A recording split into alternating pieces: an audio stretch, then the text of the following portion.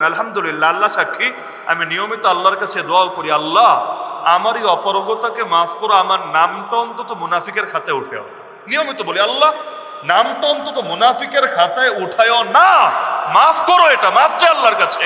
কারণ আমি স্বীকার করি মসজিদে আকসা রক্ষার দায়িত্ব আমারও, ফিলিস্তিনের শিশুদের রক্ষার দায়িত্ব, মাজলুমদের মুখে হাসি ফোটানো, তাদের চোখের পানি মুছে দেওয়ার দায়িত্ব আমারও, কিন্তু আমি করতে পারছি না, এটা আমার ব্যর্থতা, আমার অপারগতা। আল্লাহ যদি মাফ না করে এটার জন্য হয়তো আমি ফেসে যাব।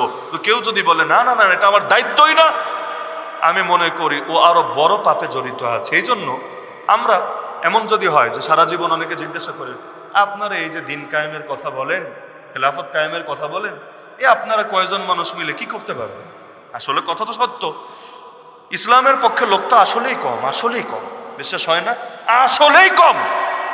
কিন্তু কি করতে পারবো, এই প্রশ্নের সহজ একটা জবাব আছে আমার কাছে, আমি জবাব দেই, আর কিছু না পারলেও আসহাবুল উখদুদের ঘটনার সেই বালকটা তো হতে পারবে, যে বেশি কিছু পারে নাই, দ্বীনের জন্য খালি জান দিয়েছে, তার রক্ত দেখে আলহামদুলিল্লাহ সেখানে উপস্থিত প্রতিটা সাধারণ মানুষ কালেমা পড়ে মুসলমান হয়ে গেছে। তার কিছু না পারি, গোটা বিশ্বকে পরিবর্তন করতে না পারি, কিন্তু নিজেকে সঠিক পথে রেখে আল্লাহর জন্য জানটা তো দিতে পারবো, আলহামদুলিল্লাহ, আর কিছু লাগবে না। এটাও যদি আল্লাহ কবুল করেন যথেষ্ট, কারণ আল্লাহ তো পরীক্ষা করতে চাচ্ছেন। দিন তো আল্লাহ চাইলে আগামীকাল সকাল হওয়ার আগেই বিজয় করতে পারেন না? আল্লাহ চাইলে আগামীকাল ভোর হওয়ার আগে পৃথিবীতে খেলাফতের সূর্য উঠতে পারেন না? পারেন। তো সব যদি আল্লাহ তার নির্বাহী আদেশেই করেন, আমার আপনার পরীক্ষা হবে কিভাবে? এজন্য আল্লাহ মাঝে মাঝে পরীক্ষা করেন, কখনো দিয়ে পরীক্ষা করেন শুকরিয়া আদায় করে কিনা, কখনো না দিয়ে পরীক্ষা করেন সবর করে কিনা। আমরা আছি এই সবরের হালতে আর কি, আমরা আল্লাহর দ্বীনের উপর যদি টিকে থাকতে পারি, যদি সহি পথ ধরে আগাতে পারি, ইনশাআল্লাহ তুম্মা ইনশাআল্লাহ, আর কিছু না হলে ওসিলে আল্লাহ মাফ তো করবেন। অন্তত কিয়ামতের দিন আল্লাহর কাছে জবাব দেওয়ার মতো একটা ভাষা তো থাকবে। কি বলবো, সাধ্যের বাইরে বোঝা আল্লাহ চাপান না, তো যতটুকু সাধ্যে আছে সেটা তো আল্লাহ ছাড়েনও না। এখন তো চেতনা দিয়া দুনিয়া চলে। এই যে বিভিন্ন ইস্যু আসলে, কবরে গিয়ে ফুল দেয় না কবরে গিয়ে ফুল, অথচ দেখবেন যারা মারা গিয়েছে তাদের আত্মীয় স্বজনের খোঁজ খবর নেয় না, খেয়ে আছে নাকি না খেয়ে আছে এই খবরটা রাখে না। সালাম, বরকত, রফিক, জব্বার, সে 52 থেকে শুরু করে একেবারে 2024 পর্যন্ত যারা শহীদ হলো, এদের আত্মীয় স্বজন কেউ নাই দুনিয়াতে। এরা আসমান থেকে হঠাৎ করে ডাউনলোড হয়েছিল আর কি, মানে আত্মীয় স্বজন কেউ নাই, এদের রক্তের কোনো সম্পর্কের দুনিয়ার কেউ নাই, এমন নাকি? আত্মীয় স্বজন নাই, খেয়ে আছে নাকি না খেয়ে আছে, ভালো আছে না কষ্টে আছে, চাকরি বাকরি আছে নাকি বেকারত্বের অভিশাপ নিয়ে ঘুরছে। কোটি কোটি টাকা ফুলের পেছনে ব্যয় না করে যদি এদের আত্মীয় স্বজনের জন্য ব্যয় করা হতো, অথবা এদের স্মরণে ওই এতিম, মিসকিন, ফকির, অসহায়দের পেছনে দেওয়া হতো, এর দ্বারা দুনিয়ারও লাভ হতো, আখিরাতেও লাভ হতো। তো যেখানে ঢালা দরকার সেখানে ঢালবে না, আর যেখানে ঢালা দরকার না ওইখানে সবাই ঢালবে। এইটাই হলো আমাদের আজকালকার চেতনা ব্যবসা। আল্লাহ তাআলা হেফাজত করুন, আল্লাহ মাফ করুন। তো বলছিলাম যে অনেক বিধানের সম্পর্ক ডাইরেক্ট শাসকের সাথে, বিচারকের সাথে। আচ্ছা, আপনি সুদ খান না, আমি সুদ খাই না মনে করেন, কিন্তু গোটা দেশের অর্থনীতি দাঁড়িয়ে আছে সুদের উপর। যদিও গালি দেয় রাজনৈতিক কারণে, অমুক তমুক রে যে ও একটা সুদখোর, তো তোমরা কি খোর? এই দেশটাই তো দাঁড়িয়ে আছে সুদের উপর। এখানে কোন জিনিস সুদ ছাড়া চলে? একদম ব্যাংকিং সেক্টর চলে কিসের উপর জানেন না আপনারা? মঙ্গল গ্রহ থেকে আসছেন, জানেন না আপনারা? ব্যাংকিং সেক্টর চলে কিসের উপর? শেয়ার মার্কেট কিসের উপর? বিমা কিসের উপর? বৈদেশিক ঋণ কিসের উপর? এভাবে একটা একটা দেখেন। এমনকি ইসলামী নামে যে ব্যাংকগুলো আছে, ওরা আপনার সাথে যখন লেনদেন করে তখন যদি শরিয়া রুলস ফলো করেও, মানে কদ্দুর করে না করে এটা তো সকলে জানা আছে, যদি করেও, কিন্তু সে যখন আবার কেন্দ্রীয় ব্যাংকের সাথে লেনদেন করবে, ওইখানে তারেও ইচ্ছায় বা অনিচ্ছায় সুদে জড়াতে হবেই হবে। সিস্টেমটাই এমন। এমনকি সুদ নিবেন না, দুনিয়াটা কঠিন, সুদ নিবেন দুনিয়া সোজা। টাকা জমায় গাড়ি কেনেন, বাড়ি কেনেন, জমি কেনেন, দেখবেন কত রকম তদন্তের মুখোমুখি হয়েছেন, কতভাবে আপনাকে পেরেশান করা হচ্ছে। আর ব্যাংক থেকে লোন নিয়ে কাজ ছাড়েন। এজন্য অনেকে চালাক মানুষরাই কাজ করে, টাকা আছে তো নিজেরটা দিয়ে কিনবে না, ব্যাংক লোন দিয়ে কিনবে। কেন? দুদক ধরতে আসলে দেখা যাবে আমি তো ভাই ফকির, মিসকিন, অসহায়, এই ব্যাংকে যদি আমার লোন না দিত আমি তো না খেয়ে মইরা পড়ে থাকা লাগতো। অল লোন দিয়া গাড়ি, অল লোন দিয়া বাড়ি, অল লোন দিয়া সব, অল লোন দিয়া সব চালায় দিবে ব্যাংকের নামে। সুদি চুক্তিতে লোন নেন, আপনার বাহ বাহ বাহ বাহ মাশাআল্লাহ ভালো ছেলে, কোনো ভেজাল নাই। আর নিজে জমায় কষ্ট করে করেন, কি রে এত টাকা তুই কই পাইলি? ব্যাংকেরও লোন নাই, তাহলে মনে হয় ভেজাল আছে। ভালো থাকতে চাইলেও ভালো থাকতে দেওয়া হবে না।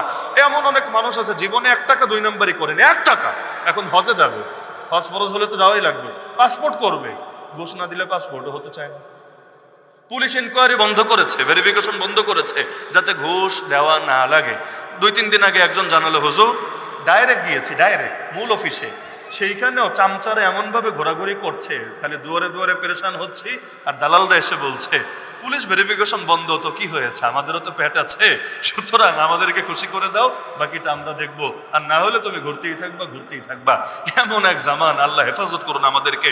তো এখন অর্থনীতি যদি সুদের উপর দাঁড়িয়ে থাকে, তাহলে জাতীয় পাপ করলে জাতীয় গজব আসে, ব্যক্তিগত পাপ করলে ব্যক্তিগত আযাব আসে। তো পাপ যখন জাতীয়, আমি সুদ খেলাম না, আপনি সুদ খেলেন না, কিন্তু গোটা জাতির অর্থনীতি সুদের উপর দাঁড়িয়ে থাকলো, গজব যখন আসবে আপনিও বাঁচবেন না, আমিও বাঁচবো না, আমার আপনার কারো অস্তিত্ব থাকবে না। কারণ এই অপরাধ আমাদের নীরবতার কারণেই ছড়িয়ে গেছে এবং এর উপরই গোটা দেশের অর্থনীতি টিকে থেকেছে। বলবেন সুদ থাকলেই হুজুর গজব আসবে, আপনারা কে বলেছে? আমাকে আল্লাহ বলেছে। বলবেন কোথায় বলেছে? সূরা বাকারায় বলেছে, কোন আয়াতে বলেছে? আল্লাহ শুনিয়ে দিবেন, ফাইল্লাম তাফআলু, বান্দা যদি সুদ ছাড়তে না পারো, শোনো, ফাআযানু বিহারবিন মিনাল্লাহি ওয়া রাসূলি, আল্লাহ এবং তার রাসূলের পক্ষ থেকে যুদ্ধের ঘোষণা শুনে নাও। কোন বাপের বেটা আছে, কোন সরকারের হেডম আছে, আল্লাহ এবং তার রাসূলের বিরুদ্ধে যুদ্ধে নেমে সেই যুদ্ধে বিজয় ছিনিয়ে আনতে পারবে। লাআনাল্লাহু আকিলার রিবা ওয়া মুকিলাহু ওয়া কাতিবাহু ওয়া শাহিদাই, যে সুদ খায়, যে দেয়, যারা লেখে, যারা সাক্ষী থাকে, ওদের সব কয়টার উপরে আল্লাহ লানত। এমনকি সুদের 70 গুণা সর্বনিম্ন গুণা নিজের আপন মায়ের সাথে জিনা করার সমান। তো এইরকম পাপ যদি জাতীয় পাপ হয়, জাতীয় পাপ, আল্লাহ যে এখনো বাঁচিয়ে রেখেছেন, শুকরিয়া আদায় করে। এখনো যে মায়ানমারে, থাইল্যান্ডে ভূমিকম্প হয়ে 3 লাখের বেশি মানুষ গৃহহীন, আর আমরা এখনো, আমাদের ভূমিকম্প হলো মোবাইলের ভাইব্রেশনের মতো, কোন দিকে আসে কোন দিকে যায় টেরও পাওয়া যায় না। আলহামদুলিল্লাহ, আলহামদুলিল্লাহ, নিঃসন্দেহে এটা আল্লাহর দয়ার মায়া ছাড়া কিচ্ছু না।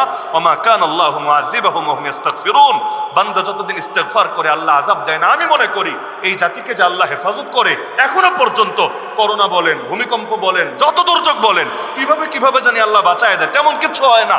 আমি মনে করি এর পেছনে সবচাইতে বড় অবদান এই যে রাতের বেলা, এই যে মাদ্রাসাগুলোতে ছোট ছোট মাসুম বাচ্চাগুলো শেষ রাতে উঠে নামাজ পড়ে, তেলাওয়াত করে, তাহাজ্জুদ শেষে আল্লাহর কাছে কান্নাকাটি করে, ইস্তেগফার করে, এই যে দ্বীনি মেহনত গুলো চলে, এত ওয়াজ মাহফিল, দাওয়াত তাবলীগের মেহনত, আত্মশুদ্ধির মেহনত, এই যে মেহনত গুলো চলে, আমি মনে করি এগুলোর কারণে আল্লাহ এখনো টিকিয়ে রেখেছে।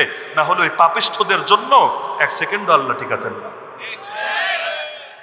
যদিও এগুলোর কদর ওরা বুঝবেন, মাদ্রাসার মানুষদেরকে তো মানুষই মনে করেন, মানুষের কাতারেই মনে করেন। হুজুরদেরকে বলে সমাজের বোঝা। আরে এই হুজুর যদি না থাকতো, তোদের নাস্তিক বেঈমান আর ট্রান্সজেন্ডার, তোদের জন্য 1 সেকেন্ডও আল্লাহ জমিনকে টিকায় রাখতেন। এটাই বাস্তবতা।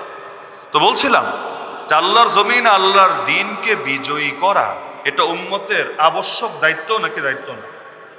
নবীজির ওফাতের পর তার লাশ মোবারক কবরে শোয়ানোর আগে, রওজায়ে আতহারে রাখার আগে খলিফা নিযুক্ত করা হলো।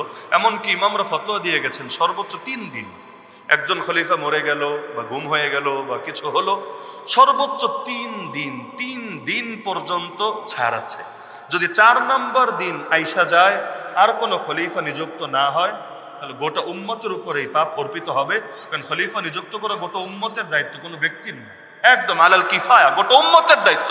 বিশেষ করে পাপী হবে কারা জানেন? 1 নম্বরে পাপী হবে যাদের ক্ষমতা আছে। এই যে 57টা মুসলমান দেশ আছে, তো বৈশা বৈশা কি তোমরা তামাশা দেখার জন্য আল্লাহ তোমাদেরকে ক্ষমতা দিয়েছে? 57টা মুসলিম দেশ মিলে যদি একটি ইউনিটি থাকতো, ঐক্য থাকতো, কেন্দ্রে একজনকে যদি সকলের নেতা মেনে নিত, যার কথায় সবাই একমত হবে, আমি মনে করি এই 57টা দেশের সম্মিলিত বাহিনী বাইতুল মাকদিসকে মুক্ত করার জন্য যথেষ্ট ছিল। কারণ বাইতুল মাকদিস মুক্ত করার দায়িত্ব আগেই আমি বলেছি, শুধু এক দলের না, সবার। আল্লামা তাকিউসমানী হাফিজাহুল্লাহ কিন্তু এই ফতোয়া দিয়েছে। এই ফিলিস্তিন কনফারেন্সের মধ্যে স্পষ্ট বলেছেন যে এই মুসলমানদের যতগুলো সরকার আছে এদের উপর ফরজ দায়িত্ব হয়ে গিয়েছে মসজিদ আকসা রক্ষা করার জন্য তারা সামরিক সহযোগিতা করবে। যদি না করে আল্লাহর কাছে সবাই ফাঁসবে, সবাইকে জবাবদিহি করতে হবে। এরকম কেন্দ্রীয় যত ব্যক্তি আছে, এদের সবাইরে আল্লাহ ধরবে, কিরে তোরা দুনিয়া ছিলি, আমার জমিনে আমার দিন কেন বাস্তবায়িত হয় নাই, ইসলামের এই বিধানকে কেন কবর দিয়ে রাখা হয়েছে, তোরা কেন এগুলোকে জিন্দা করেনি। এমনকি আফসোসের বিষয়, এক হলো ভাই কাজ না করা, আর এক হলো শিকারি না করা। দুইটার মধ্যে বেশি পাপ কোনটা? যেমন ধরেন একজন মানে হজ ফরজ করেন, মানে দাঁড়িয়ে রাখা জরুরি রাখেন, মানে গান বাজনা ভালো না, মদ জুয়া সিগারেট ভালো না, তো ছাড়তে পারে না, কিন্তু মানে দিলের মধ্যে ইমান ঠিক আছে, আমলে দুর্বলতা। আর আরেকটা হলো মানেই না, আরে কিসের পর্দা, কিসের দাড়ি, কিসের এইটা, কিসের সেইটা, আমারে বলেন তো দুইটার মধ্যে নিকৃষ্ট কোনটা? যেটা মানে না। একজনের আমলে দুর্বলতা আর একজনের ইমানে দুর্বলতা।